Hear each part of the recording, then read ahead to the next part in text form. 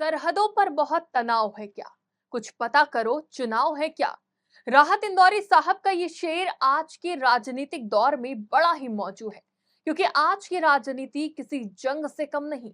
सत्ता की चौपड़ के किस खाने में, किस मोहरे को कैसे फिट करना है, सभी दल इसी जुगत में लगे रहते हैं। नमस्कार, द शिखा शो लेकर मैं शिखा फिर हाजिर हूं। आज बात राजनीति की चौपड़ के उस मोहरे की, जिसे अक्सर सामने खड़ा कर विरोधी की सत्ता की राह रोक दी जाती है। जी हाँ, आम आदमी पार्टी के संयोजक और दिल्ली के संवैधानिक मुख्यमंत्री केजरीवाल को ठीक चुनाव से पहले जमानत मिल गई। वो बाहर आकर फिर प्रचार करेंगे और किस किस के लिए सिरदर्द बनेंगे, आज बात इसी पर। बगल के विंडो में देखिए, कार्यकर्ताओं में लड्डू बंट रहे हैं। जश्न का माहौल है। खुद केजरीवाल की पत्नी सुनीता केजरीवाल घर के बाहर लड्डू बांटने में लगी हैं। डिप्टी सीएम मनीष सिसोदिया, जो खुद अभी जमानत पाकर आए हैं, उनकी खुशी का ठिकाना नहीं है। लगता है जैसे किसी जंग को जीतकर केजरीवाल बाहर आए हों। जबकि सुप्रीम कोर्ट ने उनकी जमानत पर ऐसी शर्तें थोप दी है, जिसका पालन करने में वो किसी दंत विहीन शेर से ज्यादा कुछ भी नहीं है। पहले आपको बताते हैं वो कौन सी शर्तें हैं जिनको केजरीवाल को नहीं भूलना है। केजरीवाल अपने दफ्तर नहीं जा सकते। इसके लिए उन्हें उपराज्यपाल की इजाजत लेनी होगी। किसी भी फाइल पर दस्तखत करने से पहले भी उन्हें राज्यपाल की इजाजत लेनी होगी। शराब घोटाला मामले पर वो कोई भी बयान नहीं दे सकते। शराब घोटाला मामले से संबंधित किसी भी गवाह से ना तो संपर्क करेंगे और ना ही मिलेंगे।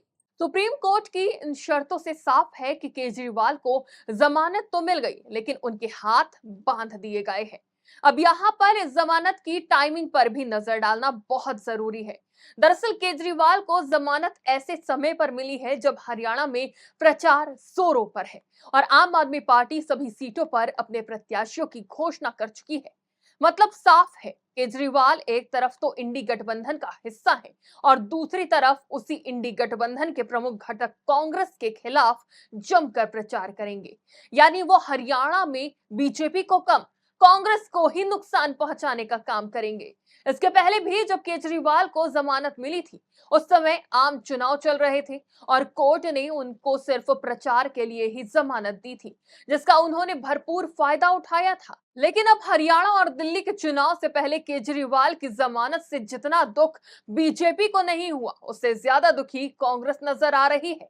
आपको पता होगा, शराब नीति मामले में ईडी ने केजरीवाल को इस साल 21 मार्च को गिरफ्तार किया था।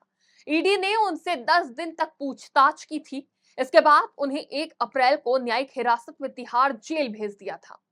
इस बार जब उन्हें नियमित जमानत मिली है, तो हरियाणा और जम्मू कश्मीर में विधानसभा के चुनाव हो रहे हैं।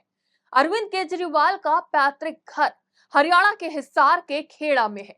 वो आम आदमी पार्टी के सबसे बड़े चेहरे में से एक है। चुनाव प्रचार में वो भी जुटाने वाले नेता माने जाते हैं। इसलिए उम्मीद की जा रही है कि वो हरियाणा में आम आदमी पार्टी के चुनाव प्रचार को बुलेट ट्रेन की स्पीड से दौड़ाएंगे। पिछले 10 साल से हरियाणा में सरकार चला रही बीजेपी एंटी इनकम्बेंसी का सामना कर रही है। आपके उम्मीदवारों के नामांकन में भी बड़ी भीड़ देखी गई। केजरीवाल के जेल से बाहर आकर हरियाणा में चुनाव प्रचार का असर उसके मतदाताओं पर पड़ सकता है। आपने कुछ सीटों पर ऐसे उम्मीदवार उतारे हैं जो पिछले काफी समय से जनता के बीच रह रहे हैं और जनता का उन्हें समर्थन मिल रहा है।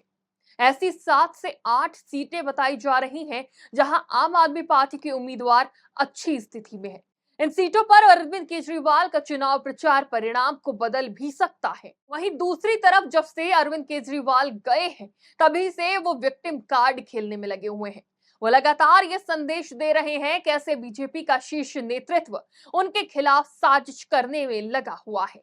इसी कार्ड को उन्होंने लोकसभा चुनावों के पहले मिली जमानत में भी किया था, लेकिन उस वक्त वो इंडी गठबंधन का हिस्सा थे और आज वो गठबंधन से बाहर चुनाव लड़ने में लगे हुए हैं और उनके निशाने पर कांग्रेस और बीजेपी दोनों होंगे।